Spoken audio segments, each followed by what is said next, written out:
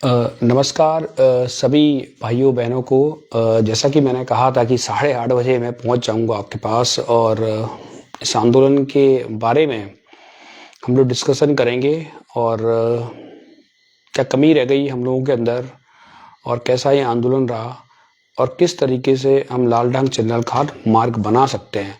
हम इन्हीं सब चीज़ों पे आज डिस्कशन करेंगे और वो ज़रूरी भी है क्योंकि हमको रोड चाहिए और बिना रोड के तो कुछ हो नहीं सकता। मेरे दिमाग में तो भर गया था कि रोड मुझे चाहिए, रोडों के बिना कोई काम नहीं चलेगा। लालढान चिंगल खार मार्ग में मैं कई बार वहाँ गया था और कई लोगों से वहाँ मिला था और लेकिन मैंने कभी भी अपने बारे में वहाँ नहीं बताया कि मैं क्या करता हूँ, क्योंकि मुझे ऐसा लगता है कि ज़रूरत नहीं है बताने की अपने बारे में और इम्पोर्टेंट था रोड बनाना। हमें रोड के बनाने के बारे में हमें डिस्कशन करना चाहिए। तो मैंने कभी अपनी आइडेंटिटी नहीं बताई ना अपने बारे में कि मैंने बताया, लेकिन आज ज़रूरी है ये बताना क्योंकि ये बताने के बाद ही थोड़ी सी आपको लगेगा कि हम लोगों के अंदर भी थोड़ा सा दिमाग है। जो लोगों को लगता है कि हम लोग अनपढ़ लोग हैं, तो थोड़ा सा आपको बता देता हूँ। एक्चुअली मेरा नाम दीपक गौड़ है और मैं पेशे से एक टीचर हूँ और ऐसा नहीं है कि मैं छोटे बच्चों को पढ़ाता हूँ। मैं प्रिपरेशन कराता हूँ रेलवे, बैंक, एसएससी और उसके अंदर सारे सब्जेक्ट पढ़ाता हूँ, मैथ, रीजनिंग, जीके और संविधान स्पेशली। और अगर मेरे बारे में आप जानना चाहते हैं तो कभी मेरे मोहल्ले आइए। नंदपुर वार्ड नंबर 30 में रहता हूँ और पता कीजिए कि अभी तक मैंने क्या अचीवमेंट यहाँ पे हासिल की है। तो इस मोहल्ले के अंदर आप जाएंगे तो यहाँ से बहुत सारे बच्चे हैं जो मेरी कोचिंग से पढ़ के सरकारी नौकरी कर रहे हैं। कई लोग आर्मी में लगे हुए हैं, कई लोग यहाँ पर एएसआई बने हुए हैं, कई लोगों ने अलग अलग अचीवमेंट हासिल की है। और ऐसा नहीं कि खाली मैं कोटद्वार के अंदर से पढ़ाता रहा हूँ। मैंने झांसी में पढ़ाया है, मैंने आगरा में पढ़ाया है, मैंने मुरैना में पढ़ाया है। इसके अलावा मैं अंग्रेजी बोलना भी लोगों को सिखाता हूँ। और मैंने क्या अचीवमेंट की मैं अपने लिए भी थोड़ा सा आपको बता देता हूँ। नमस्कार सर, नमस्कार। अब मुझे अचीवमेंट इसलिए गिनाने पड़ रहे हैं कि शायद लोगों को लग रहा है मेरे अंदर दिमाग नहीं है, तो मेरे को बताना पड़ रहा है थोड़ा सा, नहीं तो मैं अपनी सेख ही नहीं मारता कभी। फिर मुद्दे की बात पे भी मैं आऊँगा। मैंने क्या अभी तक अचीवमेंट किए मैं आपको बता दूँ। देखिए, पीसीएस के एग्ज़ाम निकाल रखे हैं कई बार, एक बार नहीं कई बार। एमपी में, उत्तराखंड में आपने टीटी सुना होगा, उसको उत्तराखंड में 7 बार निकाल रखा है। इसके अलावा रेलवे में एनटीपीसी निकाल रखा है 3 से 4 बार। रेलवे के सभी तरह के सारे एग्जाम निकाले हैं अपने एज के अंदर। जब मैं मुश्किल से 25-26 साल का था, तकरीबन सारे ही पेपर मैंने निकाले हुए हैं। ऐसा नहीं था कि मैं और 100 नौकरी हाथ में आई पर मैंने नौकरी नहीं की। मुझे गवर्नमेंट नौकरी कभी करनी ही नहीं थी, मेरी चॉइस ही नहीं थी। मेरे को बस टीचर बनना था। टीचर बनने के अलावा दूसरा काम मैं करना नहीं चाहता था। मेरे लिए बस टीचिंग जॉब ही सबसे इम्पोर्टेंट था, वही मैं करना चाहता था। तो पहली बात कि लोगों को मैंने कभी वहाँ बताया नहीं आंदोलन में कि मैंने अभी तक क्या किया है। मुझे इम्पोर्टेंट नहीं लगा। मुझे लगा कि रोड बनना बहुत इम्पोर्टेंट है, बहुत ज़्यादा। क्योंकि जब रोड बनेगा तो विकास होगा, डेवलपमेंट होगा और लोगों को वो रोड मिल जाएगी, वही मेरे लिए इम्पोर्टेंट था। हमेशा बोला मैंने कि मैं केवल एक दिन गया था वहाँ शूट करने के लिए, मेरा दूसरे दिन जाने का इरादा नहीं था। और मैं वहाँ पर उन बड़े बड़े नेताओं से इम्प्रेस नहीं था, मैं वहाँ पे इम्प्रेस था जनता से, जो जनता वहाँ पे बैठी हुई है। और नमस्कार भाइयों बहनों, मैं अपनी बात कर लूँ, सबसे मिलूँगा मैं। जितने लोग नमस्कार कर रहे हैं सबको मेरा नमस्कार। मैं वहाँ पे इम्प्रेस हुआ लोगों से, जो लोग 85 ईयर ओल्ड में वहाँ आते थे। मैं उनसे इम्प्रेस नहीं था जो माइक लेके वहाँ खड़े रहते थे 24 घंटे कि हमें माइक पे बोलना है, हमें नेता बनना है। उनसे मेरा कोई लेना देना नहीं था। आप मेरे सारे इंटरव्यू देख लें, ज़्यादातर इंटरव्यू वहाँ पे आम नागरिक के थे, आम लोगों के थे। उन तक गया मैं। जब उन तक मैं गया तो मुझे वहाँ पे पता चला कि रोड का कितना इम्पोर्टेंस है। मैं उनके पास गया, मैंने किसी बड़े बड़े नेता का इंटरव्यू लिया और जो आंदोलन की भी जो लीड कर रहे थे उनको भी एक आध बार इंटरव्यू लिया। उसके बाद मैंने उनका इंटरव्यू कभी ज़्यादा दिन तक नहीं लिया और मैं आम जनता के साथ जुड़ गया। धीरे धीरे करके मुझे इस रोड की वो खासियत मालूम चली, रोड कितना इंपॉर्टेंट है। धीरे धीरे मुझे वो मालूम चला। बड़ी खुशी हुई कि रोड के लिए लोग लड़ाई कर रहे हैं। आंदोलन हुआ, सब फर्स्ट क्लास हुआ। एक विशाल जिसकी मुझे उम्मीद भी नहीं थी, इतना जन समर्थन इसको मिला। मुझे बहुत खुशी हुई कि इतना समर्थन इसको मिला, लोग यहाँ तक पहुँच गए। पैर रखने की वहाँ पे जगह ही नहीं थी, बिल्कुल भी जगह नहीं थी। वहां पे जहाँ पे देहरादून हम लोग पहुंचे, जिस समय मैं तो अपने को हाइड, मैं तो उस आंदोलन में कुछ था ही नहीं, मैं तो साइड में चल रहा था, बस वो आदमी था। क्रेडिट लेने वाले बहुत सारे लोग वहां थे, तो मैं साइड में शुरू से मैंने आंदोलन को तकरीबन, अब मैं यहाँ पे तथ्य बता रहा हूँ। तथ्य क्या है, मैंने आंदोलन को देहरादून जाके ही छोड़ दिया था। जब हम रिसिंगना पुल पे पहुंचे थे, मेरे साथ ऐसा कुछ हुआ तो मैंने आंदोलन वहां पे छोड़ दिया। पर मेरे साथ मेरे कुछ दोस्त थे, जबरदस्ती मेरे को वहां पे ले गए। मैंने कहा चलो इतने यहाँ तक आए हैं तो आगे कैरी कर लेते हैं, तो दोस्तों के सहारे मैं भी आगे धीरे धीरे बढ़ गया। लेकिन जब मैंने वहां पे भीड़ देखी, मुझे इतनी खुशी हुई कि जनता इस आंदोलन को इतना ज्यादा सपोर्ट कर रही है। इतनी ज्यादा भीड़ में संख्या आई और मुझे बहुत, मतलब मैं दंग रह गया देख के कि लोग यहाँ पर आ गए। इस रोड की इंपॉर्टेंस तो थी।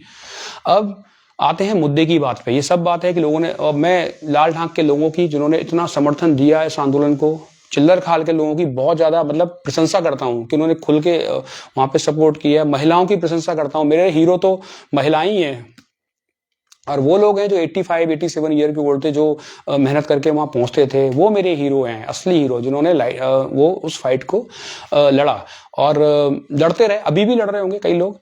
लेकिन अब यहाँ पे क्वेश्चन है, क्या ये आंदोलन सफल था तक जाना? आपको लगता है कि हम जिस चीज को लेके वहां गए थे रोड बनाने के लिए, क्या वो सफल हुआ? तो मैं बताता हूँ आपको, यह आंदोलन 0% सफल हुआ है, केवल 0%। कैसे, मैं समझाता हूँ आपको। विशाल रैली, सब कुछ बढ़िया। जो 13-14 लोग पैदल यात्रा में यहाँ पे गए थे, जो लोग, सबसे पहले उनका दुख मैं जानता हूँ, क्योंकि वो लोग आधे घंटे बाद लौट गए थे वहां से। 13 में से 5-6 लोगों को तो मैंने सामने जाते हुए देखा। उन्होंने मुझे भी कहा कि आप भी चलिए सर, यहाँ खड़े मत रहिए। लेकिन मैं वहां डटा रहा, कोई बात नहीं, आप रहिए, थोड़ा देखिए वहां पे क्या होता है, जल्दी घबराने की जरूरत नहीं है। कई दोस्त मेरे वहां से वापस चले गए। मुझे दुख भी हुआ कि उन्होंने 100 किलोमीटर पैदल चल के आए और वहां से आंदोलन से वापस लौट गए। ये बहुत ही अजीब था। उनके अब जो भी दुख थे मैं समझ रहा हूँ। अभी मैं माइक किसी तरह बैठ के और उन लोगों से भी मिलवाएंगे, आपको बताएंगे उनको क्या क्या प्रॉब्लम वहां पे थी। अब मुद्दे की बात है कि क्यों लोग लौटे, और ऐसे बहुत सारे लोग हैं जो वहां से लौट गए थे, तो उन कारण पे आज बात करेंगे। आप भी अपने क्वेश्चन पूछ सकते हैं, उनका मैं आपको आंसर दे दूंगा। लेकिन सच बोलेंगे भाई, झूठ बोलने का यहाँ पे कोई काम नहीं है। हमको नेता नहीं बनना था, ठीक है, हमको रोड बनाना है। रोड बहुत इंपॉर्टेंट है, रोड के अलावा दूसरी कोई बात नहीं करेंगे। आप मुझे गालियां भी दे सकते हैं, कहाँ आपको गलत लगे कि मैं गलत बोल रहा हूँ, आप मेरे मुंह पे गाली बक सकते हैं, कोई बात नहीं है, चलेगा।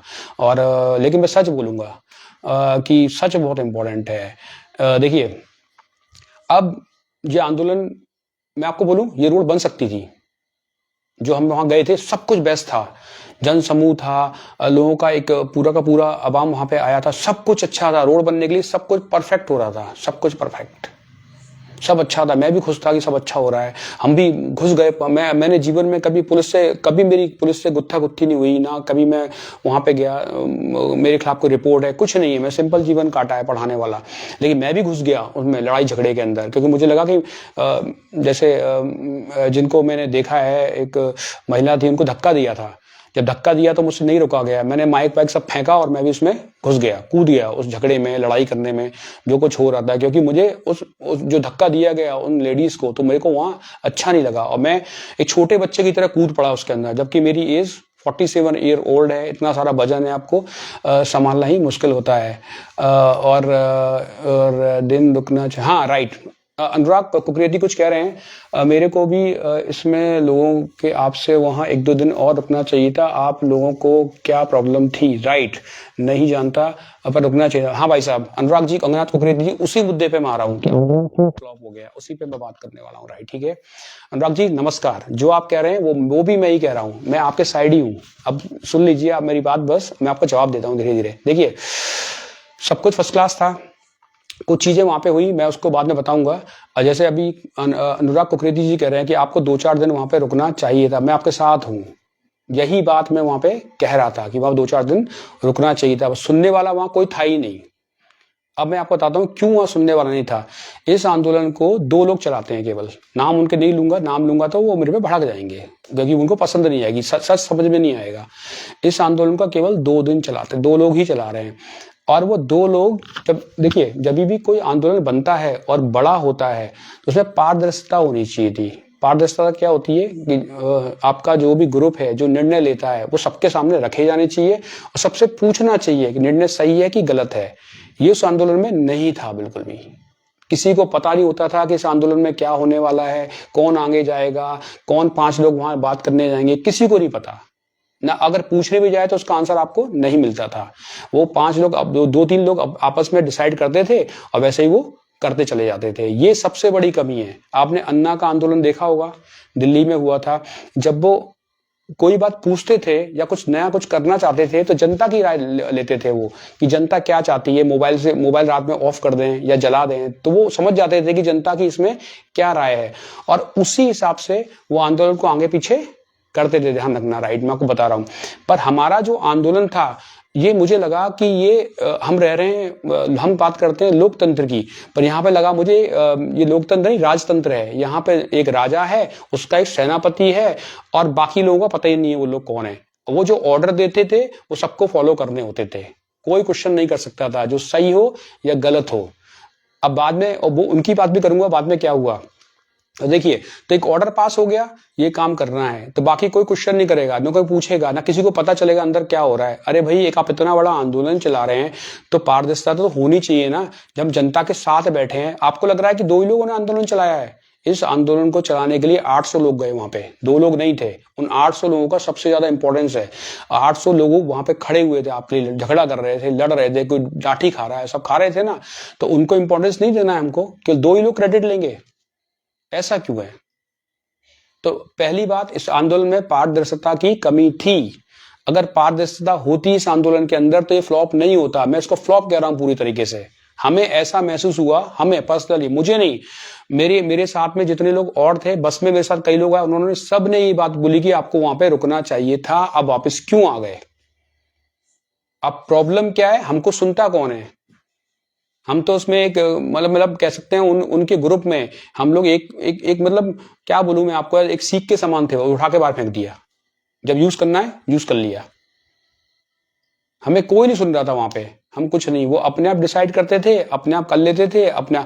मेरा स्ट्रॉन्ग सजेशन था वहां पे कि ज्ञापन वगैरह नहीं दिए जाएं। मैंने अपने इंटरव्यू, जब मैंने भाषण दिया तो आपने देखे होंगे, जब मुझे भाषण मिल ही रहा था, एक्चुअल में वहां की महिलाएं आई, उन्होंने फोर्स किया तो मुझे भाषण देने का टाइम मिल गया। वहां मैंने साफ कहा था कि ज्ञापन देने से रोड नहीं बनने वाली है। ऐसा मैंने इसलिए कहा था, ज्ञापन मैं घर से ही दे सकता था, हमें 100 किलोमीटर चलने की जरूरत थी ही नहीं। ज्ञापन देना कौन सी बड़ी चीज थी? मुख्यमंत्री पोर्टल का नंबर है 1905, उस पर कंप्लेंट कर दो, या फिर आप मुख्यमंत्री का एक और वेबसाइट है, वहां पे जाके ज्ञापन दे दो, ज्ञापन आपका पहुंच जाता। इतने सारे लोगों को वहां ले जाने की जरूरत क्या थी जब आपको ज्ञापन ही देना था? और दूसरी बात, मुख्यमंत्री हर समय फ्री रहेगा? जिस समय आप वहां पहुंच जाएंगे तो जो जिस समय आप वहां पहुंच जाएंगे उस समय मुख्यमंत्री फ्री बैठा हुआ है, जैसे ही आप पहुंचेंगे आपसे मिलने आ जाएगा बाहर? नहीं भाई, ऐसा नहीं होता है। धरने ऐसे नहीं होते हैं। वहां पे आपको इंतजार करना चाहिए था, वहां पे धरना देना चाहिए था, वहां पे रुके रहना चाहिए था। और आप रुकते 3-4 दिन, 5 दिन, 6 दिन, तो मुख्यमंत्री आपसे बात करने जरूर आते जब उन पर प्रेशर पड़ता।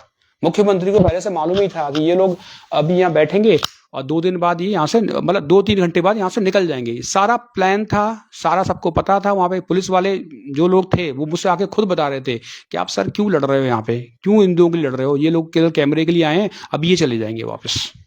ये बात वहां पे हुई और ऐसे ही हुआ। हाँ, एक सर कह रहे हैं मनमोहन रावत, सर जी 5 लोग जो गए थे उनमें से वकील भी जाना। हाँ साहब, मैंने ये बात कही है। मैंने, आप मेरा कल का एक ट्वीट मैंने एक लिख के भेजा था कि वहाँ पे रोहित ढोंडियाल था जो मुझसे मिलने आया था पर्सनली। एक वकील था, टैलेंटेड वकील है, सुप्रीम कोर्ट का वकील है। देखिए, हमको भाषणबाजी करनी है पब्लिक के सामने, आप कर लीजिए, कुछ भी बोल लीजिए, चलता है। लेकिन जब प्रशासन से बात करनी होती है, जब प्रशासन से हमें बात करनी है, प्रशासन के अंदर काफ़ी लोग बहुत पढ़े लिखे लोग होते हैं, इंटेलिजेंट लोग होते हैं, वो आपको घुमा सकते हैं अपनी बातों में आसानी से। आपको अपनी मांगे उनसे मनवानी है तो वहाँ पे काबिल लोग होने ही चाहिए थे। वहाँ पे जैसा लोग का है, वकील को जाना चाहिए था। वकील को नियम पता होते हैं, कानून पता होते हैं, तो बात को वो घुमा सकता था और उस चीज़ को अपने फेवर में कर सकता था। ये एक्सपीरियंस लोग होने चाहिए। जैसे कांडवाल था, शायद मैं उनका नाम जानता नहीं हूँ, शायद कांडवाल ही हैं। उसने एक आंदोलन ऑलरेडी पहले से कर रखा है, तो उसे एक्सपीरियंस था कि आंदोलन को कैसे चलाना चाहिए। पहले तो मैं कांडवाल के सपोर्ट में नहीं था, मुझे इतना पसंद नहीं था लड़का, राइट। लेकिन जब ये लाल ढांक से लेके आप लगाइए, वो लाल ढांक तक आया था, लेकिन वो बच्चा लाल ढांक से रुका नहीं, वो पूरा 100 किलोमीटर चल गया।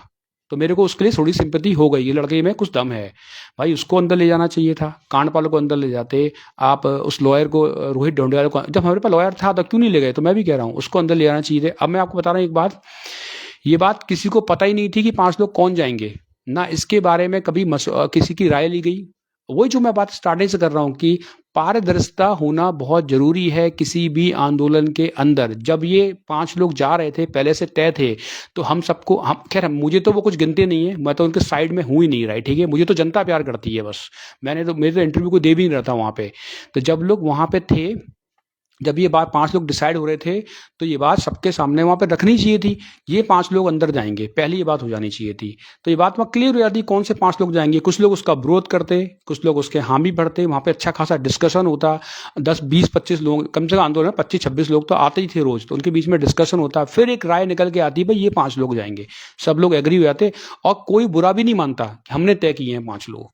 भाई 5 लोगों के नाम किसी को पता ही नहीं थे, तो 5 लोग, मुझे तो बिल्कुल पता नहीं था कंफर्म की, मैंने कई बार पूछने की कोशिश की कि वहां पे क्या होगा, तो बताते नहीं था कोई कि क्या हम करने जा रहे हैं। और मैं कसम खा के कह रहा हूं कि अगर मुझे पहले से पता होता कि ये खाली ज्ञापन देने जा रहे हैं, तो मैं वहां जाता ही नहीं, कभी भी नहीं जाता, मैं यहाँ से निकलता नहीं 100 किलोमीटर। मुझे तो बाद में पता चला देहरादून में खाली ज्ञापन देने जा रहे हैं, इनका काम ज्ञापन देने का है। क्या ज्ञापन देने से रोड बन सकती है? जो रोड अभी तक नहीं बनी वो ज्ञापन देने से बन जाएगी? अजीब नहीं है? थोड़ा सा आप सोचिए। अब 800 लोगों को बेवकूफ बनाया गया, वहां ले जाया गया, क्यों ले जाया गया वहां पे, जब खाली ज्ञापन ही देना था। मैं शुरू से कह रहा हूं, ज्ञापन हम मुख्यमंत्री को बिना देहरादून जाए भी दे सकते थे, तो वहां जाने का कारण क्या था?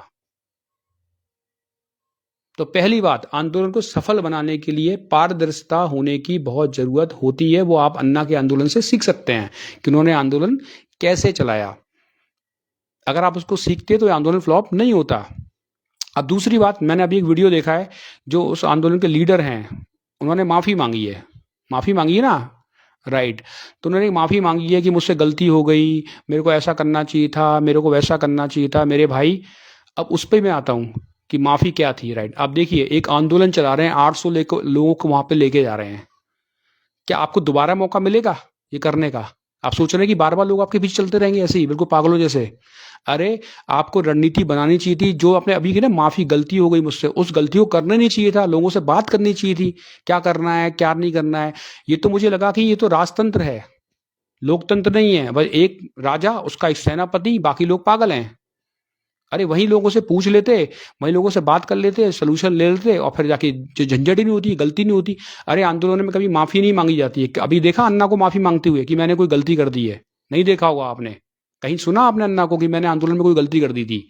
भाई अन्ना के पास एक टीम थी, उसमें 7 8 लोग थे, अलग अलग कैटेगरी के थे, कोई टीचर था, कोई पत्रकार था, 8 और 9 अलग अलग थे, वो सबकी राय लेते थे, उसके बाद में डिसीजन होता था। तो गलती की कोई गुंजाइश ही नहीं थी। और उसके बाद भी वो पब्लिक पे छोड़ते थे, पब्लिक क्या कहती है, कि पब्लिक उसके साथ में है कि हमें ये करना है कि नहीं करना है। और हमारे यहाँ क्या था, एक राजा, उसका सेनापति, बाकी सब कोई है ही नहीं, चलते रहो सब पीछे पीछे। अरे बहुत उसमें काबिल लोग गए थे, एक कर्नल गया हुआ था यार, मैं तो हैरान रह गया, उसको भी अंदर नहीं ले गए। एक कर्नल था आपके पास, एक लॉयर था, अच्छे अच्छे लोग थे जो अंदर जा सकते थे, बात कर सकते, किसी को नहीं ले गए। गए ऐसे लोग, अगर मैं अभी जो लोग अंदर गए थे ना, अभी संविधान की एक धारा पूछूंगा, उनके मुंह से आंसर नहीं निकलेंगे। अगर कोई आपसे उनसे ये पूछ लेना कि कौन से संविधान की धारा के तहत हम ये इस तरह के धरने दे सकते हैं, तो उनसे आंसर ही निकलेगा कि कौन सी धारा है, कौन सा आर्टिकल है, कौन सा कानून है जिससे हम शांतिपूर्ण धरना दे सकते हैं, उन्हें पता ही नहीं हुआ कुछ भी। खाली ऑफिसर के सामने जाके चिल्लाने से रोड दो, कौन सुनने वाला है आपको? और ऐसे ही हुआ, 5 मिनट में बाहर आ गए वो लोग, और फिर 2 दिन बाद माफी मांग ली। भाई इतने लोगों को वहां ले जाना, 2 दिन में माफी मांगना अच्छा लग रहा है सुनने में? हमारे पैर छिल गए वहां जाते जाते। आप गलती पे गलती करे जा रहे हैं, माफी मांग ले रहे हैं, जहां मनाया माफी मांग लिया, मुझसे गलती हो गई, रोना शुरू कर दिया, अब बात बन गई बस। मैं कह रहा हूं जनता बहुत सीधी है, उस बातें समझ नहीं रही है। तो पहली कमी रही पारदर्शिता की, क्लियर सी पारदर्शिता हर जगह होनी चाहिए, चाहे वो गवर्नमेंट ऑफिस। देखिए पारदर्शिता क्यों जरूरी है, चाहे सरकारी तंत्र हो, चाहे प्राइवेट नौकरी हो, चाहे आप किसी कंपनी में काम करते हो, हर जगह ऑडिट होता है ना। और जब ऑडिट होता है तो क्यों होता है? क्योंकि हम पारदर्शिता चाहते हैं कि कोई गड़बड़ ना हो, सब चीज सही ढंग से हो रही हो। हम भी यही चाहते हैं कि वहाँ पे पारदर्शिता, तो पहली तो ये कमी है कि पारदर्शिता वहाँ पे नहीं है, लोग अपनी मनमानी कर रहे हैं। एक लीडर है, उसका एक छोटा लीडर है, और वो ये सोचते हैं कि हम जो चाहेंगे हम कर लेंगे, बाकी आपको थापा जी को बोलना चाहिए था। अरे थापा जी सुनते कहाँ हैं किसी की? आपको लग रहा है सुनते हैं? आप बोल के देखिए, आपके सुनते हैं कि नहीं सुनते हैं? वो अपनी मर्जी ही करते हैं, तो किसी की नहीं सुनते हैं। और वो अगर वो सुनते तो आज मुझे पारदर्शिता की बात ही नहीं करनी होती। हमें ये तक पता नहीं था कि आंदोलन में क्या होने वाला है, हम कहाँ जाएंगे, कहाँ करेंगे। और जब लोग 13-14 लोग पैदल चल रहे थे ना, तो कोई साथ में नहीं चल रहा था, 2 लोग आगे 2 लोग पीछे, 3 लोग पीछे, वो पता नहीं अजीब सा लग रहा था क्या हो रहा है। ऐसा लग रहा था कि मैराथन रोड हम रेस चल रहे हैं, कोई एक आदमी आगे चल रहा है, पीछे चल रहा है। और मेरे साथ एक ऐसा व्यक्ति भी था जिसके पैर में चोट लगी हुई थी, पूरा पैर उसका कटा हुआ था, उसको पीछे छोड़ दिया था, आते रहो पीछे आराम से। उस व्यक्ति के साथ मैं चला, मैंने पूरा आंदोलन छोड़ दिया उसके चक्कर में कि यार वो आदमी का पैर कटा हुआ है, उसको चोट लगी हुई है, वो कैसे चलेगा। तो आंदोलन का एक नेता होता है जो सबको साथ में लेके चलता है। ऐसा नहीं है कि मैं अकेला अकेला चलता रहूं और बड़े बड़े लोग साथ बैठता रहूं, अपनी बातें करता रहूं और एक लीडर बन के तैयार हो जाऊं। यहाँ पे बिल्कुल ऐसे ही हो रहा था। मैं उन व्यक्ति के साथ, वो नहीं चाहते कि मैं उनका नाम लूं, मैं पूरा आंदोलन में उनके साथ खड़ा रहा, हर जगह खड़ा रहा। और वो भी वो व्यक्ति, और एक और बात, इस आंदोलन में आपने देखा होगा, इस आंदोलन का एक नारा था जो मैं बताने वाला हूँ, जो मुझे बहुत पसंद आया। ये आंदोलन जनता का आंदोलन है, जनता के लिए आंदोलन है ना, था ना, इसीलिए हम लोग वहाँ गए कि जनता इस आंदोलन को चला रही है। पर मैं आपको बताना चाह रहा हूँ, ये आंदोलन केवल चिल्लर खाल तक ही सीमित था।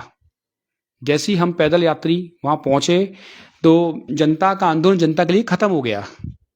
वहाँ माइक लेने की होड़ लग गई। उन 13, आपको, आप कभी उन 13 लोगों से मिलिए, 14 लोगों से जो पैदल, या वाकई में जिन्होंने पैदल यात्रा की, क्या उन लोगों को सबको माइक मिला था? अगर जनता का आंदोलन था तो उनको सबसे पहले 13 के 13 लोगों को वहां पे बुलाना चाहिए था, जहां पे सब लोग पहुंच गए थे, जहां पे मतलब भाषणबाजी शुरू हुई थी धरने स्थल पे। उन लोगों को इंट्रोड्यूस करना चाहिए था। ये 13 लोग जो पैदल चले, मैं होता, मैं उनको सर पे उठाता, 13 लोग पैदल चल के गए हैं, और उनको वहां खड़ा करता, एक एक करके उनको बुलाता, फूल माला पहनाता, ये 13 लोग हैं जो यहाँ तक पैदल चल के आए हैं, उनको माइक पकड़ाता, क्योंकि वो असली हीरो थे। किसी पार्टी का लीडर आ रहा है, कोई दूसरी पार्टी का लीडर आ रहा है, वो लोग वहाँ आधा आधा घंटा भाषण दे रहे हैं, एक एक घंटा भाषण दे रहे हैं, कोई 20 मिनट दे रहा है, रुक ही नहीं रहा है, भाषण दिए जा रहे हैं। और इसी वजह से जो लोग पैदल आए थे घर वापस चले गए। आपको लगता है कि वो लोग मूर्ख हैं? अब जब इस आंदोलन का नारा था कि हम किसी भी नेता को आंदोलन में लेके नहीं आएंगे, हम किसी भी बैनर को वहां पे उछालेंगे नहीं, तो फिर नेता वहां पे आ कहां से गए? किसने इसको अलाउ किया? आप देखिए, वहां 2.5 घंटे का भाषण हुआ है, एक से एक नेता आ रहे हैं, छुटपुंजी नेता, और आके बोलते जा रहे हैं ये हमारा आंदोलन है, हम ये कर देंगे, हम रोड बना देंगे। और जैसे पुलिस ने डंडे मारने शुरू किए, वो सब गायब हो गए। लड़ कौन रहे थे? वही लोग लड़ रहे थे जो पहले चल के आए थे। वो झगड़ा कर रहे हैं, वो लड़ रहे हैं, वो पुलिस को धक्का दे रहे हैं, पुश कर रहे हैं, बैरिकेड तोड़ने की कोशिश कर रहे हैं। वो नेता सब भाग गए, जिनको इतना मौका मिल रहा था बोलने का। कहाँ गए? नेता को पकड़ के लेके आते ना, वो कहाँ चले गए? उनको कोई बोलने वाला नहीं, वो सब गायब हो गए।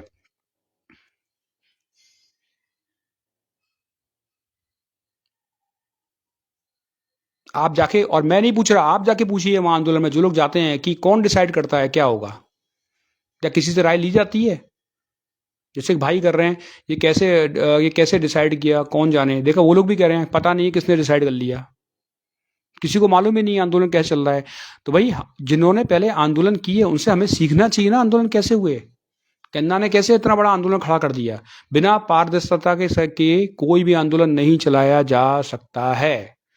अगर आप पारदर्शिता लेके आएंगे तो लोगों को लगेगा कि आप सच्चे आदमी हैं, लोग आपके पीछे भागेंगे। अब मैं गारंटी दे रहा हूं आपको, लिख के यहाँ पे बहुत चीजें वहां पे अजीब सी हुई, मैं आपको बताना चाहूँ, मतलब अजीब सा मैंने चीज वहां देखा, अजीब मंजर देखा, दिल टूट गया उससे मेरा। मैं वहां रुकने को तैयार था। अब बताइए, लोग कह रहे हैं मैं बहुत सारे काम है घर पे, कई लेडीज से बोल रही है हमें बच्चों को पढ़ाना है। अरे मैं आपको बता दूं, मेरी माँ को कैंसर है, अकेला छोड़ के आया था उन्हें घर में, और तो भी रुकने को तैयार था। चाहे वहां 10 दिन रुकना पड़े, 15 दिन रुकना पड़े, ठंड में ऐसे ही रहना पड़े, मैं तैयार था रुकने को। कि मुझे मालूम था अगर हम रुक जाएंगे वहां पे किसी भी तरीके से 10 दिन, 5 दिन, 7 दिन, तो मुख्यमंत्री को वहां आना ही पड़ेगा, क्योंकि उस पर प्रेशर पड़ेगा। तब वो आते वहां पे, हमसे बात करते, 2.5 घंटे वहां खड़े रहे हम। 10 बजे, 12 बजे वहां पहुंचे, 4 बजे सब घर चले गए। 4 घंटे खड़े हुए हम वहां पे बस। ना हमारा लीडर बोला सामने से आके रुकना चाहिए ना रुकना, कुछ पता नहीं है क्या हो रहा है। और अजीब सी बात मैंने वहाँ देखी, अब मैं खुलासे कर देता हूँ, कल वहाँ पे भी जाके बात करूंगा। एक बात मैंने और देखी कि मुझे पुलिस वाले ने पहले ही बता दिया था कि यहाँ पे कुछ होने वाला नहीं है, आप सर काय को लड़ रहे हो उन लोगों के लिए, आप घर चले जाओ, यहाँ कुछ नहीं होगा, यहाँ सब नेता बनने आए हैं, सब चले। मैंने उस पुलिस वाले की बात मानी नहीं। वहां पे एक एसएसपी आया था, मेरे सामने आया, उसने वहां पे कहा आंदोलनकारियों से, जो लीडर है उससे बोला कि आप धरना करने का आपको अधिकार है, हम आपको एक जगह दे देते हैं, वहां चले जाइए, धरना कर लीजिए जितने लोग जाना चाहते हैं। और ऐसे ही होता ही है, पुलिस आपको जगह प्रोवाइड करती है, शासन प्रशासन जगह प्रोवाइड करता है जहां पे धरना कर सकते हैं, हर जगह धरना नहीं कर सकते। तो मैं तैयार था, 15 लोग वहां चले जाते। अचानक की डिमांड सामने से निकल के आती है कि हमें गिरफ्तार कर लो। अपने आप ही डिमांड सामने है कि हमको गिरफ्तार कर लो। और मुझे लगा अच्छी बात है, और लीडर ये कह रहा है कि हमें गिरफ्तार कर लो, तो मैं भी खुश हो गया, चलो अब तो लीडर कुछ बोल तो रहा है।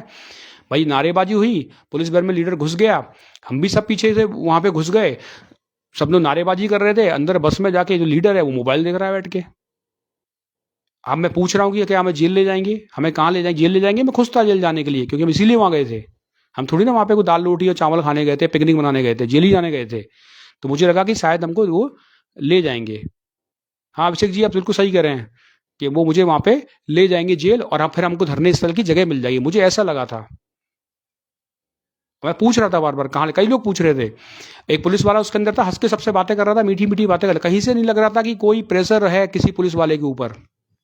और वो हमें क्या ले गए, डोई वाला ले गए। जब हमको उतारने लगे तो किसी ने विरोध नहीं किया, जो भी वहां के लीडर थे, वही वही एक उसका बड़ा नेता, एक उसका सेनापति, उन दोनों ने कोई विरोध नहीं किया, आराम से नीचे उतर गए, अपनी गाड़ियों में बैठे घर चले गए। और जो बड़ा नेता है वो सबसे पहले चला गया, वो सब लोगों को छोड़ के चला गया। जहां औरतें खड़ी थी उसको मतलब नहीं था, वो उठाई अपनी स्कूटी सीधे घर चला। उस स्कूटी वहां कैसे पहुंची किसी को पता नहीं।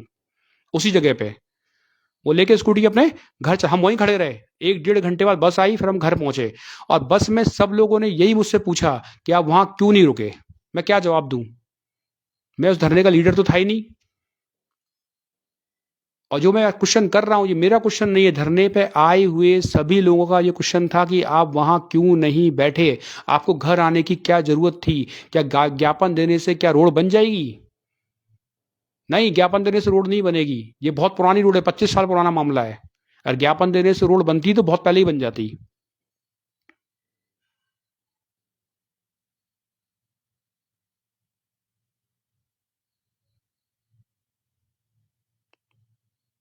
अभिषेक शर्मा क्या कर रहे हैं भाई जी, आम आदमी बस अपनी आवाज़ ही उठा सकते हैं, बाकी सब पॉलिटिक्स। हाँ आप सही कह रहे हैं, मैं भी आम आदमी हूँ भाई, उनमें से मैं वहाँ जाके बेवकूफ़ बन गया।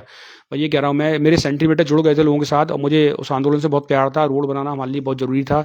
और मुझे बहुत दुख हुआ यार, मैं वहाँ गया था चल के, और मुझे मालूम नहीं था कि क्या करें। समझ में नहीं आया कि इतना, मतलब मैं रो भी गया था उस आंदोलन में एक बार, लोगों को दर्द देख के। और मुझे तो पॉलिटिक्स नहीं बनना, मेरा कोचिंग है, दोबारा से खोलूंगा, दोबारा से पैसे कमाऊंगा और खाऊंगा। इतना मत्था पच्ची करना, 100 किलोमीटर चलना, उसका क्या मतलब निकला, 0/0। और आज क्या हो रहा है, आज मुझे मालूम चला है हस्ताक्षर अभियान चलाया जा रहा है आज। क्या सब लोग हस्ताक्षर करेंगे, अब कोर्ट में केस को लड़ेंगे। अरे मेरे भाई और मूर्ख हो, जरा उनसे मुझे पूछना चाह रहा हूं, अगर तुमको कोर्ट में ही केस चलाना था तो धरनाबाजी क्यों किया, या नेता पैदा क्यों कर रहे थे आप। ये तो आप 2 महीने पहले ही कर लेते, सीधे कोर्ट में जाते, वकील करते और लड़ते लड़ाई, जब आपको सब पता था। अचानक वो लोग कोर्ट में चले गए।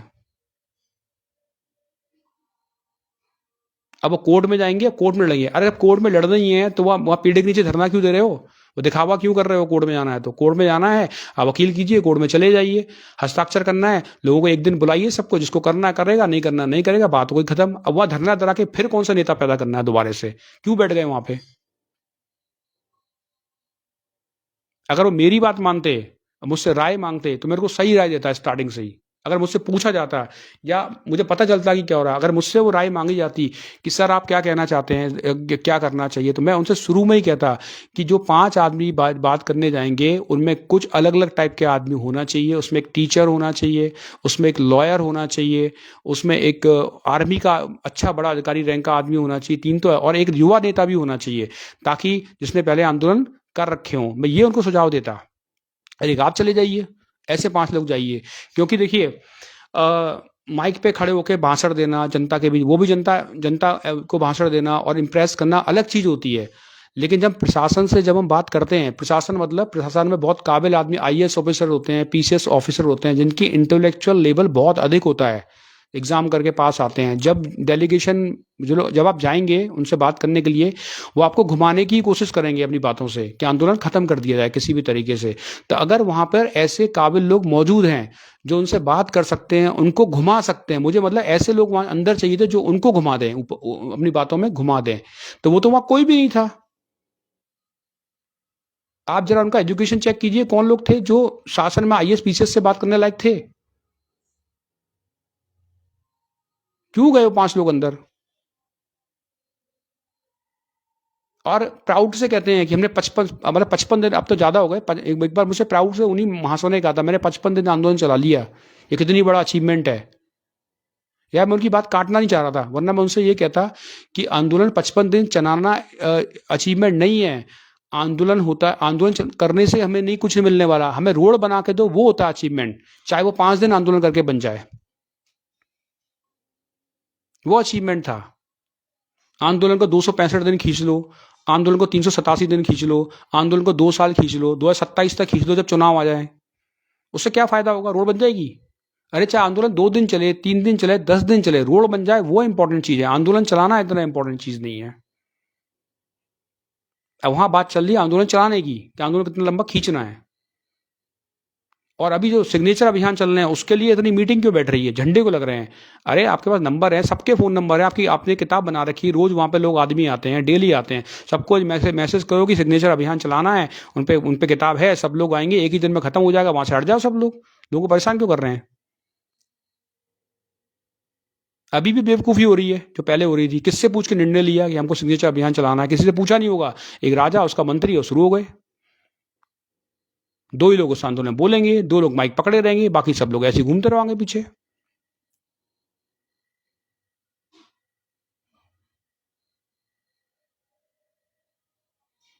हाँ, आप सही कह रहे हैं रोनी शर्मा। आपको जितना टाइम वहां पर पहुंचने में लगा उससे कम समय। हाँ भाई साहब, शर्मा जी, मैं आपसे बिल्कुल सहमत हूँ, और मैं इसी बात से बहुत यहाँ पे खफा हूँ।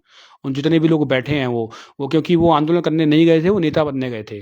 उन्हें नेता बनना था, बस भाषणबाजी करनी थी, लोगों को दिखाना था हम बड़े बड़े नेता हैं। कई मैंने उनके अभी भाषण सुने हैं जो मुझे बाद में फ़ोन पे दिए गए कि हम तो पूरे 55 दिन से आ रहे हैं, 3 महीने से काम कर रहे हैं, हमें ज़्यादा हक है अंदर जाने का। भाई 3 महीने से ज़्यादा करने से काम इम्पोर्टेंट नहीं होता है।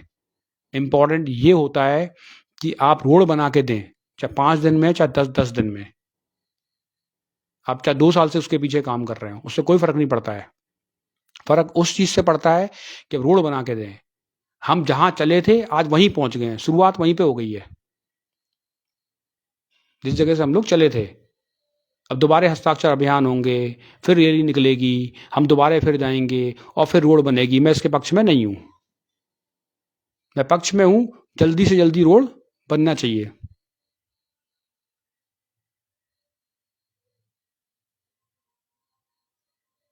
नहीं, 5 लोग जितेंद्र रौतेला जी पूछ रहे हैं, वो ये 5 लोग नहीं, मुझे 5 लोगों के नाम पता चल गए हैं, मुझे मालूम चला गया। एक तो मैं 5 को जानता नहीं हूँ, नाम मैं नहीं लेना चाह रहा, क्योंकि छोड़ो यार, उन्होंने जो किया तो किया, उनकी मर्जी है, बाद में जाके माफ़ी मांग ली।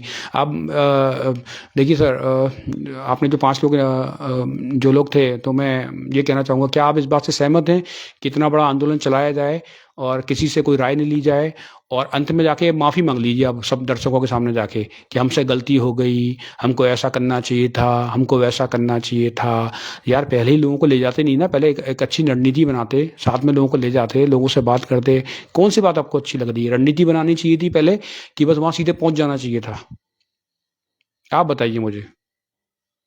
एक प्लानिंग करते पहले से, किन लोगों को जाना है, किन लोगों को नहीं जाना है, तो कितना अच्छा होता ना, ऐसे लौट के नहीं आना पड़ता। और मैं स्पेशली इस बात को आपको जवाब दे रहा हूँ कि अगर वहां रुकने की बात होती और वो रुकने को मेरे को बोलते, तो जब तक मैं मर नहीं आता तब तक लौट के नहीं आता। चाहे मुझे पुलिस के डंडे खाने पड़ते, चाहे लात खाने पड़ते, घूसे खाने पड़ते, चाहे मेरा सर फट जाता, चाहे जो भी करते, मैं लौट के कभी नहीं आता। मैं रोड बनवा के ही आता। क्योंकि सबको घर भागने की जल्दी पड़ी थी, सब घर लौट के आ गए। मैं कभी लौट के नहीं आता, किसी भी हालत में, चाहे मर ही जाऊँ। तो मैं रोड, मेरा एक ही सपना था, चाहे मैं पागल हो गया था रोड के लिए, कि रोड मुझे बनाना है। जब घर छोड़ के गया, सबको छोड़ के गया, माँ को छोड़ के गया, और मुझसे लोग कह रहे हैं हमें बहुत सारे काम है, घर में बच्चे पालने हैं, ये पालने हैं। मैडम, मेरी माँ को कैंसर है, इससे बड़ा काम क्या होगा? 4th स्टेज कैंसर है, उसको छोड़ के गया था मैं, और वहां रुकने को तैयार था। कौन सा इंपॉर्टेंट काम होगा उससे? मेरी माँ जा सकती है किसी भी समय, जिसे बचाने के लिए मैंने अपना सब कुछ लगा दिया है। देखो, पीताम्बर कपटियाल भी कह रहे हैं मैं भी रुकता ब्रो। सुन लीजिए, ये वो पीताम्बर जी हैं, ये ही वहाँ ये भी गए थे 100 किलोमीटर चल के, वो भी रुकने को तैयार थे। जो लोग 100 किलोमीटर चल के गए थे, वो सब रुकने को तैयार थे, क्योंकि इनको पता नहीं था कि आंदोलन में क्या हो रहा है। किसी को जानकारी नहीं थी यहाँ पे।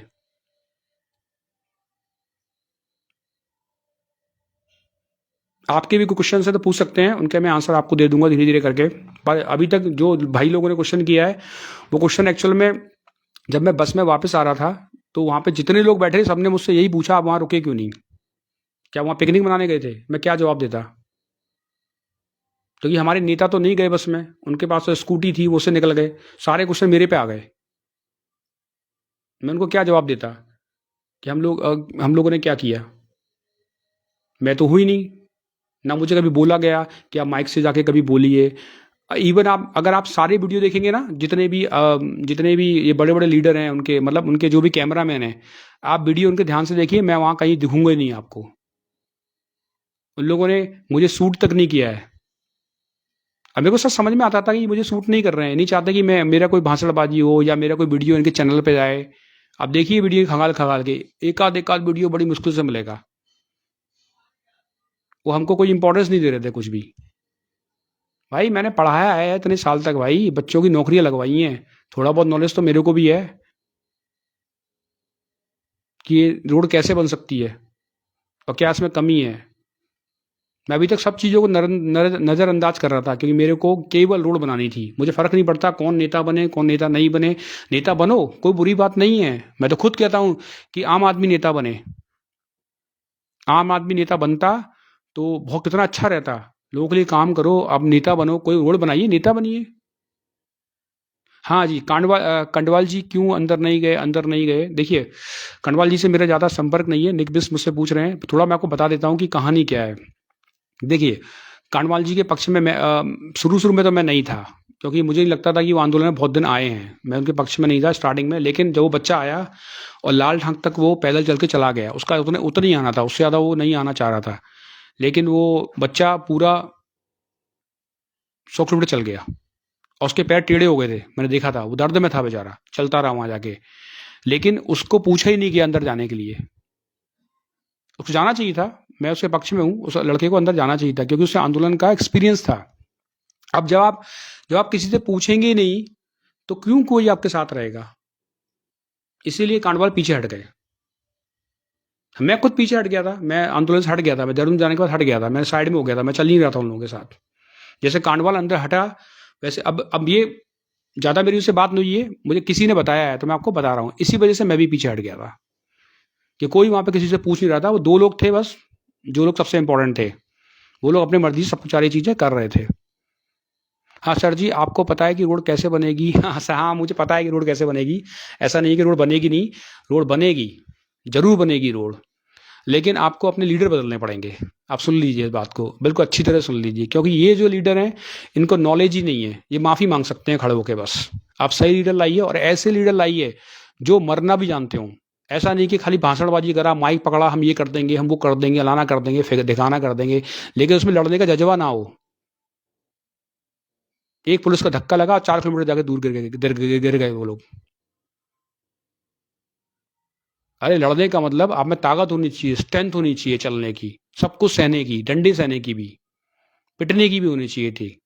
और आपको देहरादून में रुकना चाहिए था। देखो 2 तरीके हैं रोड बनाने के, मैं आपको बता रहा हूँ। एक लीगल, लीगल क्या कि आप कोर्ट में जाके केस जीतिए किसी भी तरीके से, चाहे प्राइवेट वकील कर लीजिए। वैसे तो मैं आपको बताऊं, एक एडवोकेट जनरल होता है राज्य के अंदर, जो सबसे बड़ा लॉयर होता है, जिसको राज्य सरकार हायर कर सकती है फ्री ऑफ कॉस्ट, और वो आपका केस लड़ सकता है। एक आसान रास्ता, और जो भी लीगल चीजें हैं वो आराम से हैंडल कर सकता है, और केस जीतने के बाद रोड आराम से बन जाएगी। ये तो पहला रास्ता है। दूसरा रास्ता क्या है मैं आपको बताऊं, दोनों हमको साथ में करने पड़ेंगे। दूसरा रास्ता क्या है कि आपको सरकार के ऊपर प्रेशर बनाना पड़ेगा किसी भी तरीके से, और प्रेशर ऐसा होना चाहिए कि सरकार आपके सामने झुक जाए। ऐसा प्रेशर नहीं कि आप जंगल में बैठे हुए हैं और सारे काम सरकार के चल रहे हैं, ऐसे तो कभी भी नहीं बनेगी। आप 365 धरना और कर लो। प्रेशर का मतलब सरकार के कामों में बाधा डालिए।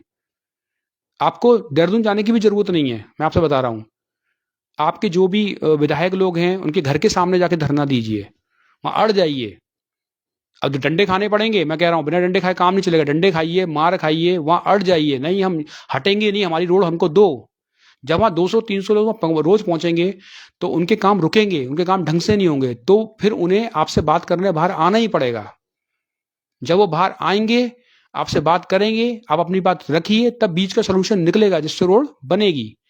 लेकिन ऐसे नहीं बनेगी जिस तरह से अभी हो रहा है फिलहाल। आप देहरादून चलिए, देहरादून में धरना कीजिए, वहां बैठ जाइए आप। क्योंकि देखो, देहरादून एक राजधानी है, छोटी मोटी जगह नहीं है। राजधानी में आपके सीएम रहते हैं। अब वो जब वहां धरना देंगे उसका असर बहुत तगड़ा होगा।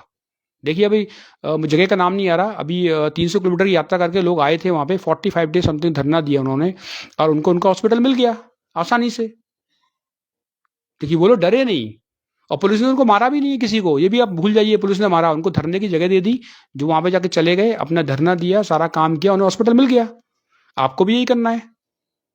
आपको घर बैठ के कुछ नहीं मिलने वाला। अगर आपको कुछ चीज चाहिए, संघर्ष तो आपको करना ही पड़ेगा। अब संघर्ष करना चाहते नहीं है, नेता बनना चाहते हैं खाली। आप जाइए। अब तो पता नहीं कितने लोग उनके साथ जाएंगे, मुझे इस बात का यकीन नहीं है। जो उन्होंने अपनी आंखों के सामने देख लिया, शायद उतने लोग वहां पे ना जाएं। अब जितने भी लोग वहां पे जाएंगे वो वहां पे बैठेंगे, और उसके बाद धरना दीजिए, प्रॉपर धरना दीजिए, वहां से उठिए मत। उससे फायदा ये होगा, क्योंकि देहरादून जो राजधानी है, अब जब कोई राजधानी होती है तो वो लाइट में ज्यादा रहती है। जब वहां धरना चलेगा तो प्रेस आएगा, मीडिया आएगा, रोज आपसे क्वेश्चन करेगा, आप उनके आंसर दीजिए, धीरे धीरे बात सब जगह फैलेगी, मुख्यमंत्री पे प्रेशर आएगा और आपका काम बन जाएगा आसानी से। लेकिन करे कौन? करने वाला तो कोई है नहीं।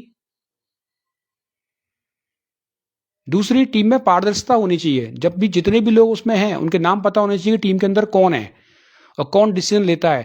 और जब भी डिसीजन लिए जाए, जनता के सामने लिए जाएं। 2-3 कमी मैं आपको बता रहा हूं, मैं वहां पे था उस आंदोलन में।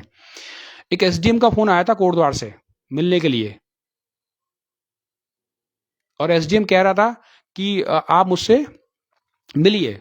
जो आपके नेताजी है ना, वो एसडीएम से मिलने उनके ऑफिस चले गए। मैंने उनसे बोला था वहां क्यों जा रहे हैं, आप धरने पे बैठे हुए हैं, उनको वहां बुलाइए और जनता के सामने बात कीजिए जो भी करनी है। लेकिन जब यहीं पे ऐसा हो रहा था, अब देखिए, अब एसडीएम के कमरे में गए, क्या बात हुई, किसने क्या, हमें क्या पता, जनता को क्या पता। तो शुरुआत से ऐसे ही हो रहा था, उनके अंदर दम ही नहीं था।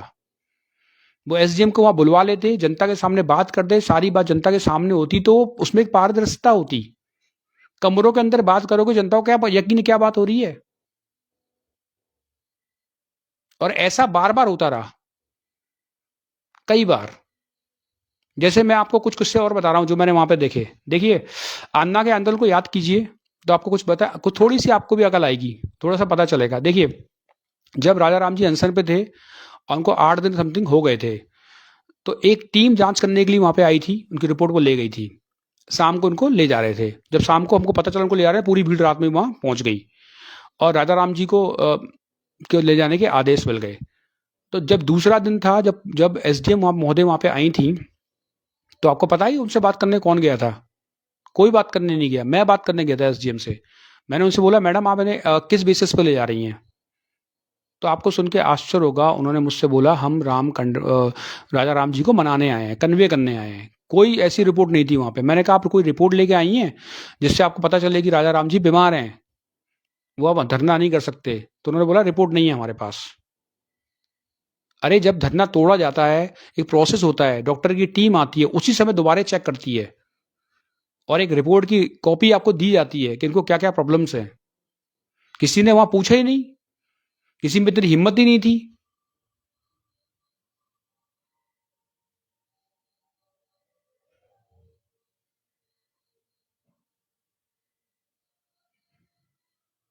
अगर हिम्मत होती तो ऐसा होता ही नहीं।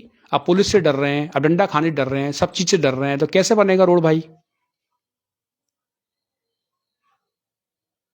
हाँ, ये बात आप, हाँ जी, क्या कह रहे हैं आप? अभिषेक शर्मा कह रहे हैं, भाई जी, एक बात मेरे दिल में है कि जब आप लोग पुलिस के साथ धक्का-मुक्की कर रहे थे, तो कुछ लोग वहाँ पे हँस रहे थे, जो वीडियो में बहुत हाँ, ये बात आपकी सही है, क्योंकि वो लोग रोड बनाने वाले लोग नहीं हैं। वो लोग वही लोग हैं जो केवल भाषण देने के लिए आते हैं। जिन्हें अपनी फोटोयाँ खिलानी है, क्लिक करानी है, उन्हें उससे कोई मतलब नहीं, रोड बने या ना बने। आपकी बात सही है। खैर मैंने इतना गौर नहीं किया, लेकिन मैं जानता हूँ कि वो लोग कौन लोग होंगे। उन्हें आंदोलन या सड़क इससे कोई मतलब नहीं है, उन्हें बस फुटेज के अंदर आना है। वो ऐसे लोग हैं।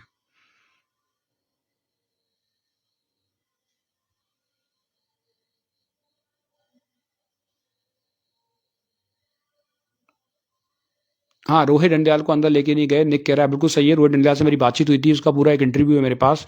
और मैंने कल ही ट्वीट, किसी ने मुझे पूछा था तो मैंने आंसर दे दिया। रोहित डंडियाल को वहाँ पे जाना चाहिए था, काबिल आदमी था। वो लॉयर है, सुप्रीम कोर्ट में कुछ ना कुछ करता, आपके फेवर में कुछ बात लेके आता। तो वही है भाई, निक निक निक प्रो, कि वहाँ पे पारदर्शिता नहीं है, वो सबसे बड़ी समस्या है। और देखो, पारदर्शिता मैं क्यों कह रहा हूँ, आप मुझसे क्वेश्चन कर सकते हैं, आप मुझे कोई गाली भी कर सकते हैं, पर मैं बुरा नहीं मानूंगा, क्योंकि आप मेरे भाई हैं। आप मेरे को कोई भी क्वेश्चन कर सकते हैं, गाली भी दे सकते हैं, क्योंकि हम लोग साथ में बैठते हैं इतने दिन तक, एक दूसरे को जानते हैं। दे सकते हैं, मैं आपकी बात सुनूंगा, आपकी बात मानूंगा, कंसीडर करूंगा, जहां गलत होऊंगा मैं झुक जाऊंगा। लेकिन बिना कोई डिस्कशन किए हम निर्णय ले लें, तब बड़ी गड़बड़ है निक भाई। Discussion is so important. तो ऐसी बहुत सारी चीजें हुई जिसके वजह से आंदोलन फेल हो गया। अंत में रिजल्ट पे आता हूँ, और रिजल्ट ये है कि हमको वापस नहीं आना चाहिए था। रिजल्ट यही है, मैं भी इसी के फेवर में था। वैसे मेरे को बहुत प्रॉब्लम थी, मेरी माँ को कैंसर था, हम उन्हें एक दिन के लिए छोड़ के आए थे। तो हमने डिसीजन ये बनाया था, एक जना वापस चला जाएगा, एक जना वहीं रह जाएगा आंदोलन में, साथ में वहाँ पे कैरी कर जाएगा, अगर ये लोग एग्री होते हैं आंदोलन को कैरी करने के लिए। लेकिन कोई डिस्कशन ही नहीं हुआ वहाँ पे कि किसी को रुकना है नहीं रुकना है, सीधे सब लोग गायब हो गए। और सबको घर आने की बहुत जल्दी पड़ी हो, ऐसा लग रहा घर जल्दी जल्दी हम पहुंच जाएं और घर पे जाके सो जाएं। भाई हम 4 दिन पैदल चले हैं, 4 दिन। एक दिन हम 13 से 14 घंटे पैदल चले, पैर छिल गए, तलवे छिल गए, बैंड बज गई हम लोगों के पैरों की, अभी तक दर्द हो रहा है पैरों में। और हम क्या वहाँ पे 4 घंटे बैठने गए थे बस, बातचीत कि हम चार वहाँ पे जाएंगे और 20 अलग अलग अलग लोग के नेता आएंगे, उनका भाषण छोड़ेंगे और चले जाएंगे वहाँ से, इसलिए गए थे हम लोग। नहीं भाई, हम लोग वहाँ गए थे रोड बनाने के लिए, ये हमारा काम नहीं था। हाँ निक, ब्रिंग द ऑन कैमरा निक, कैमरे पे लेता हूँ, बार बार आ रहा है।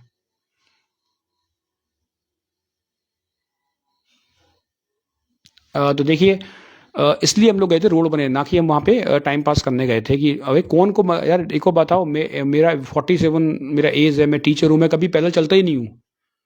मैं उस रोड के लिए पैदल चल गया। और इसलिए अब मुझे पैदल चलने का इसलिए गया कि शायद से पब्लिसिटी होगी और आंदोलन को फायदा होगा, जब वहाँ पे पहुंचेंगे अच्छा खासा। पब्लिसिटी हुई, सब कुछ हुआ, फायदा भी हुआ। लेकिन जो टीम थी वो काम करने लायक नहीं है। अगर टीम ढंग से काम करती तो आपकी रोड उसी समय बन जाती। और अंत में यही कह रहा हूँ कि हमको वहाँ पे रहना चाहिए था, जैसे सब लोग पूछ रहे हैं कि सबको वहाँ पे रहना चाहिए था। देहरादून में लौट के आना नहीं चाहिए था, क्योंकि इतना बड़ा आंदोलन दोबारा नहीं पैदा कर सकते हम यहाँ पे। और जनता ने बहुत प्यार दिया, बहुत प्यार। मैं जनता का शुक्रिया कर रहा हूँ जो खुले दिल से आंदोलन में आ गए। जनता ने बहुत ज़्यादा प्यार दिया, उसका शुक्रिया करना चाहिए। लोगों ने आपको सर पे चढ़ाया है, तो आपको रोड बना के देनी चाहिए थी। अगर वहाँ 15, मतलब मैं गारंटी दे रहा हूँ, अगर हम 10 से 15 दिन देहरादून में रुक जाते, धरना दे देते, तो मुख्यमंत्री वहाँ पे आता, आपकी बात वहाँ तक पहुँचती। अब मुख्यमंत्री वैसे रोड नहीं बना सकता, मैं भी आपको बता दूं। रोड बनेगा कहाँ पे जाके? कोर्ट में जाके। हाँ, रविंद्र सिंह रावत, हाँ बिल्कुल, बिना प्लानिंग के आंदोलन था। जैसा मैं रविंद्र जी हमेशा बोल रहा हूँ, वहाँ पे 2 लोग हैं, एक उसका राजा, दूसरा मंत्री। एक राजतंत्र वहाँ पे चल रहा है, वहाँ पे लोकतंत्र नहीं है। 2 लोग आपस में डिसाइड कर लेते हैं, बाकी लोग उनके पीछे पीछे चलते रहते हैं। ऐसे ही होता है। हम जैसे लोग, जो लोग आज इस बात को कह रहे हैं हमें टीम से निकाल दिया जाएगा, अब हम टीम में रहेंगे ही नहीं। वैसे मैं कल जाऊंगा आंदोलन में, और कुछ क्वेश्चंस वहाँ पे करूंगा, ताकि दूध का दूध और पानी का पानी हो जाए, क्योंकि मैं आंदोलन में बने रहना भी चाहता हूँ। मैंने आंदोलन को छोड़ने की कोशिश नहीं की है। अभी वहाँ जाऊँगा, मैं दोबारा उनके साथ बैठूँगा और अभी डिस्कशन करूँगा वो क्या चाहते हैं, क्या उनका प्रोसेस है। अगर वो कोर्ट में केस लड़ने को चाह रहे हैं तो फिर आंदोलन कर धरना देने की बिल्कुल ज़रूरत नहीं है। सब लोग अपने घर चले जाओ और एक हस्ताक्षर करो और कोर्ट में केस चलने दो। जैसे मैंने सुना है अभी यही हो रहा है। तो फिर इतना परेशान होने की, किसी को घर से बाहर निकलने की ज़रूरत ही नहीं है। फिर वो नेता पैदा करने की ज़रूरत नहीं, भाषण-वाषण देना बंद कर दो। हाँ, लोग, अरे सर रविंद्र सर, लोग का अच्छा साथ था। इससे अच्छा तो कुछ हो भी नहीं सकता। लोग बहुत, मतलब लोगों ने बहुत मेहनत की है। वो लोगों ने बहुत लोगों ने मेहनत की है।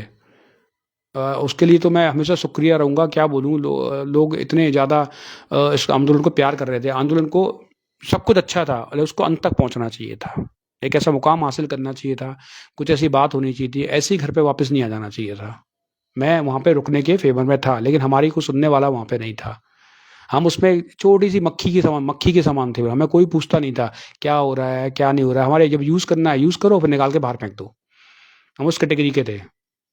हाँ, हमें लोगों ने बहुत प्यार किया। उस प्यार की हम हमेशा कदर करेंगे, और अभी भी मैं रोड बनाने के साथ में हूँ कि रोड बनानी चाहिए। अब इसके 2 तरीके हैं, या तो जो लीडरशिप है वो चेंज कर दो। नहीं, मैं आंदोलन नहीं सर, सत्येंद्र सिंह जी, मैं आंदोलन नहीं छोड़ रहा हूँ। कभी भी नहीं छोड़ूँगा, राइट, ठीक है?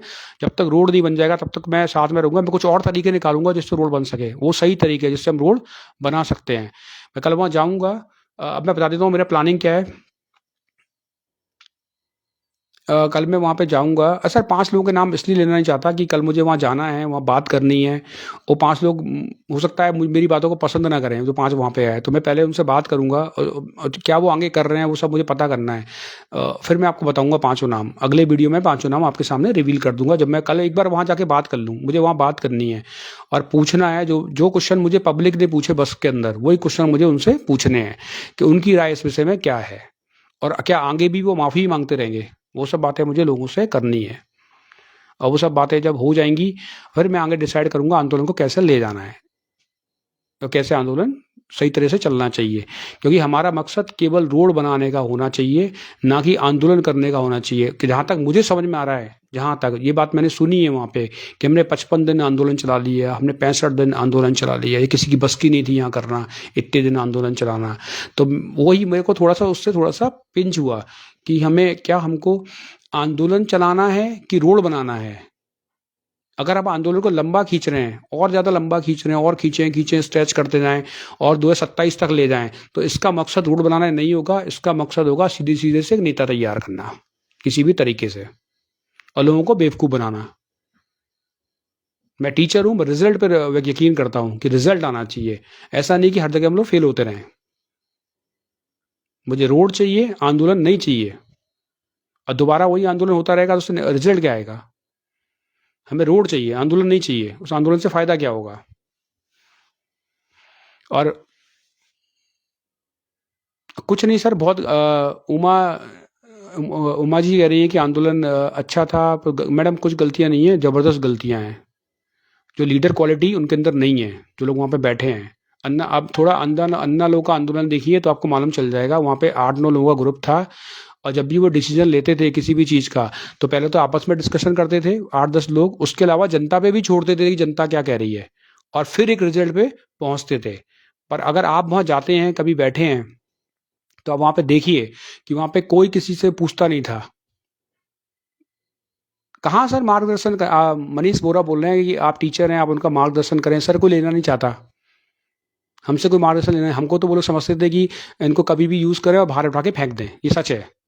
मैं देहरादून में ही आंदोलन छोड़ दिया था, जब मैं रिस्वना पुल पे पहुंचा था। तो मेरे साथ ऐसी ऐसी चीज़ें हुई, मैं आपको बताऊंगा तो कोई आपको यकीन ही नहीं होगा जो चीज़ें वहाँ पे हुई। आप नारा मत लगाइए, दूसरा आदमी नारा लगाएगा। आप कैमरे के आगे मत आइए, दूसरा आदमी कैमरे के अंदर आएगा। आप बस हमको शूट कीजिए, आप खुद कैमरे के ऊपर नहीं। क्योंकि मैं भी आंदोलन में था, मैं भी कैमरे में क्यों ना हूँ? क्या मैं उस आंदोलन का हिस्सा नहीं था? वैसे मैं उसका नाम बता सकता हूँ किसने मुझसे बोला है, पर मेरा मकसद आंदोलन को भटकाना नहीं है, और ना मुझे किसी से लड़ाई झगड़ा करना है। मेरा मकसद है रोड बनाना। हम उसके विषय में चर्चा करते हैं, वो ज़्यादा इंपॉर्टेंट नहीं है किसने मेरे साथ क्या किया ज़रूरी है। और गलती की, और दूसरी बात, उमा जी, गलती की कोई गुंजाइश नहीं होती है। जब हम 800-900 लोगों के साथ में ले जाते हैं तो प्रॉपर प्लानिंग करके ही हमको वहाँ जाना चाहिए। अगर मैं वहाँ पे होता तो ये गलती कभी होती ही नहीं। अगर मैं एक मकान बना रहा हूँ और नींव कमज़ोर कर दूँ, मकान मेरे सर के ऊपर गिर जाए, तो क्या मैं ज़िंदा रहूँगा? ऐसे ही इस आंदोलन के साथ हुआ। आपने नींव बनाई नहीं, मकान खड़ा करना शुरू कर दिया, मकान मेरे सर पे आके गिर गया। बिल्कुल ऐसे ही हुआ।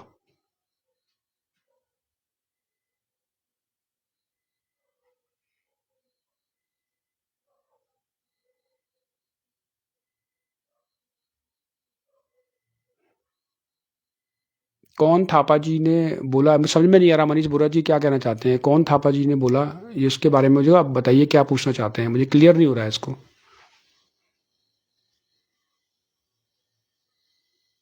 हाँ, शर्मा जी, रोड बनेगी, आप चिंता मत कीजिए, हम लोग काम कर रहे हैं। ऐसा नहीं है कि हम आंदोलन से हट गए हैं, हम जुड़े हुए हैं आपके साथ, आंदोलन से जुड़े हुए हैं आपके साथ, और रहेंगे, हम छोड़ नहीं रहे हैं आंदोलन। लेकिन जो मेरा पहला एक क्वेश्चन है आंदोलन का, हमेशा कह रहा हूँ कि पारदर्शिता जरूर होनी चाहिए। सबसे पहले जो भी लोग आंदोलन चला रहे हैं वो अभी भी लीडर बने रहे हैं, हमको लीडर बनने से कोई फर्क नहीं पड़ता। आंदोलन के अंदर पारदर्शिता रखें, लोगों को साथ में जोड़ें, और एक और बात, आंदोलन में लोगों को जोड़ने की कोशिश कीजिए। ऐसा मत कीजिए कि दो ही लोग आंदोलन चलाएंगे। जितने ज़्यादा लोग आंदोलन में आएंगे, जितना नए विचार आएंगे, नए थॉट आएंगे, तो आंदोलन को गति मिलेगी। अब आंदोलन को 4-5 लोगों तक सीमित ना रखें कि 5 आदमी लीडर हैं, छठवें आदमी को हम साथ में लेके नहीं आएंगे।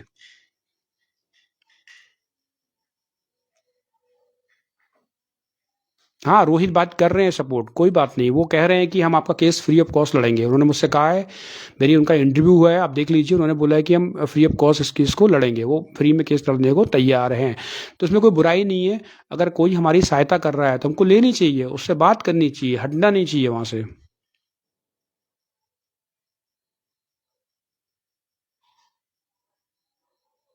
नहीं, थापा जी ने नहीं कहा। उनका एक सैनिक है, उसने मुझसे, सैनिक तो नहीं बोलूँगा, उनका मंत्री है, उसने मुझसे बोला। नाम मैं लेना नहीं चाहता, उनका वो मुख्य सेनापति है जो माइक पकड़े पकड़े रहे, उन्होंने मुझसे कहा। तो मैंने उसके बाद आंदोलन छोड़ दिया। मैंने कहा छोड़िए, अब क्या करना, जब इतनी ज़्यादा आप पे पाबंदी लगाई जा रही है कि नारे भी मत लगाइए, आप कैमरे के आगे आइए भी मत, हमें शूट कीजिए, आप मत दिखिए, और हम आपको, तो फिर क्या बोलना था, क्या करता मैं? तो फिर ठीक है।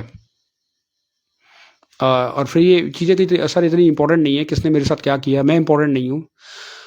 इम्पोर्टेंट है रोड बनना, मेरे भाई, रोड बनना इंपॉर्टेंट है। मैं कोई इंपॉर्टेंट नहीं हूँ, ना मुझे कुछ से बनना है कुछ।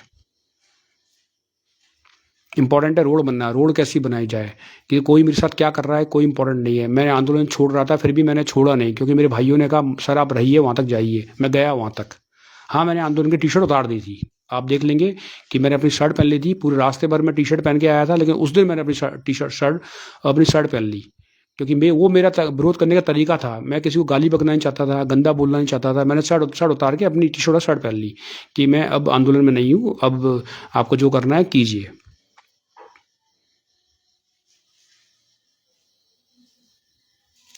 आप कह सकते हैं, सही है बोरा जी, आपका आइडिया 90% सही है। अगर आप वहाँ होते तो वो ये मेरी अकेली की राय नहीं है।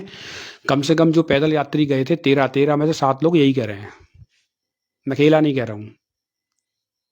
सर आप ही मुझे बताइए, आप इतने समझदार लोग हैं, जैसे मैं आपसे राय ले रहा हूँ, ऐसे हमारे साथ भी होना चाहिए। मैं आपसे सिंपल सी राय ले रहा हूँ, आपसे पूछ रहा हूँ, क्या हमें वहाँ रुकना चाहिए था कि नहीं रुकना चाहिए था? आप लोग क्या राय देते हैं? देहरादून में रहना चाहिए था कि नहीं रहना चाहिए था, कि हमको लौट आना चाहिए था 4 घंटे रुकने के बाद? आपकी राय क्या है? और यही खुला मंच होना चाहिए, सब लोग बोल सकते हैं, आज़ादी है सबको बोलने की, क्वेश्चन पूछने की आज़ादी है, आपको कोई बुरा भी बोल सकता है, सबकी आज़ादी होनी चाहिए थी। इसको लोकतंत्र बोलते हैं। मैं आपसे क्वेश्चन कर रहा हूँ कि हमें वहाँ रुकना चाहिए था कि नहीं रुकना चाहिए था? आपको क्या लगता है कि आपको घर चले आना चाहिए था? आप समझदार हैं तो आप उसका आंसर दीजिए, हमें रुकना चाहिए था कि नहीं रुकना चाहिए था वहाँ पे? और क्या आंदोलन के अंदर पारदर्शिता होनी चाहिए कि नहीं? 2 क्वेश्चन है, आप उसको आंसर दे दीजिए। और इन्हीं 2 कमियों की वजह से आंदोलन फ्लॉप हो गया। वही पिकनिक जैसा लगा। क्या वहाँ जाइए, खाइए पिए, थोड़ा होटल में सोइए और शाम को घर वापस आ जाइए। तभी मैंने कहा कि पिकनिक करने नहीं गए थे हम लोग, रोड बनाने गए थे वहाँ पे।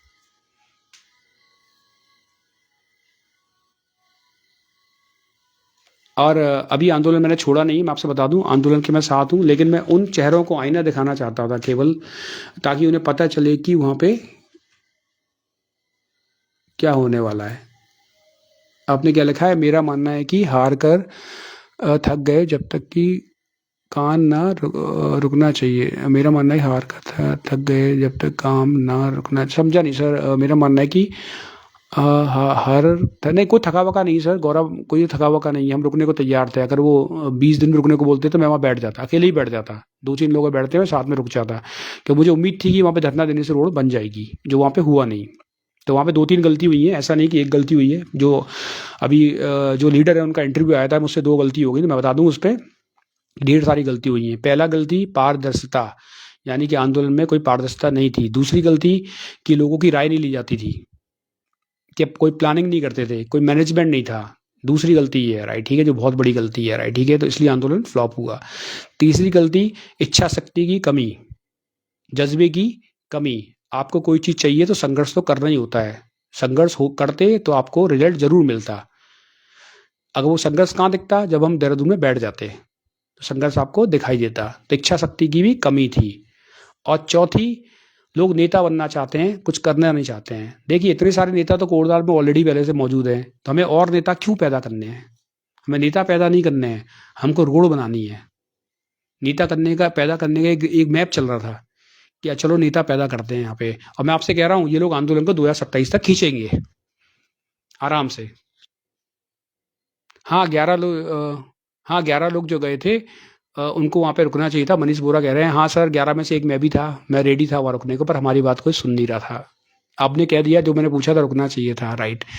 तो ये अगर 3-4 चीज़ें वो सुधार लें और कुछ काम करने के ऊपर में बात करें तो रोड बन सकती है। ऐसा नहीं कि रोड बनती नहीं है, रोड बन सकती है।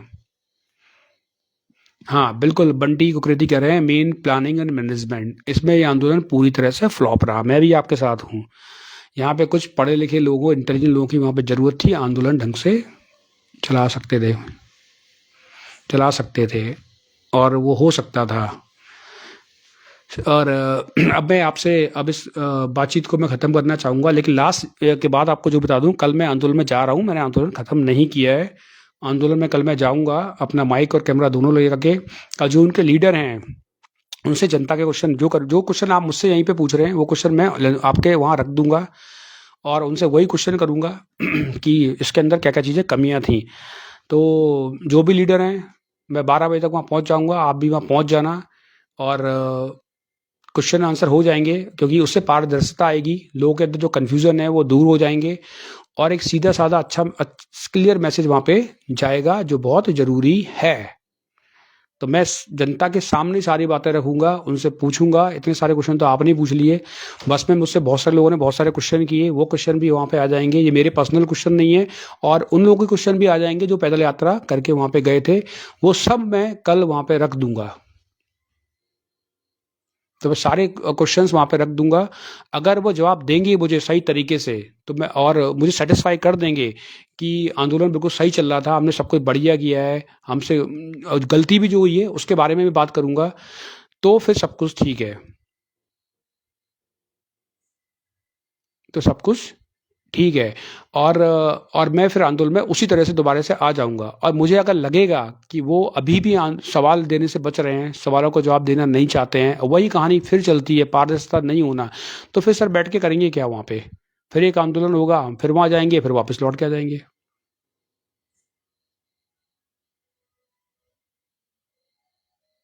तो ऐसा तो नहीं करेंगे। तो कल के लिए मैं मैसेज दे रहा हूँ।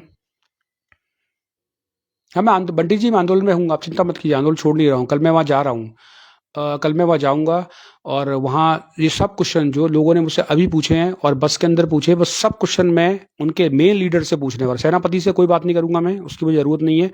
मेन लीडर से वहाँ पे जाकर क्वेश्चन करूँगा। अगर वो मेन लीडर कल आते नहीं है, मुझे पता है, मुझे ऐसा लगता है कि वो कल गायब हो जाएंगे वहाँ से। अगर वो मेन लीडर कल आते नहीं है वहाँ पे और बैठते नहीं है, लोगों के क्वेश्चन के जवाब नहीं देते हैं, तो मैं मान लूंगा जो मेरे दिमाग में थॉट चल रहे हैं वो सही हैं। मैं अभी भी साफ मन से जाऊंगा कि वो मुझे सेटिस्फाई कर दें, क्वेश्चन का सही, मुझे नहीं करे, जनता को सेटिस्फाई कर दें, और जो हमें डाउट हो रहा है उसको क्लियर कर दें। भाई ये मेरा मकसद होगा कल वहाँ जाने का।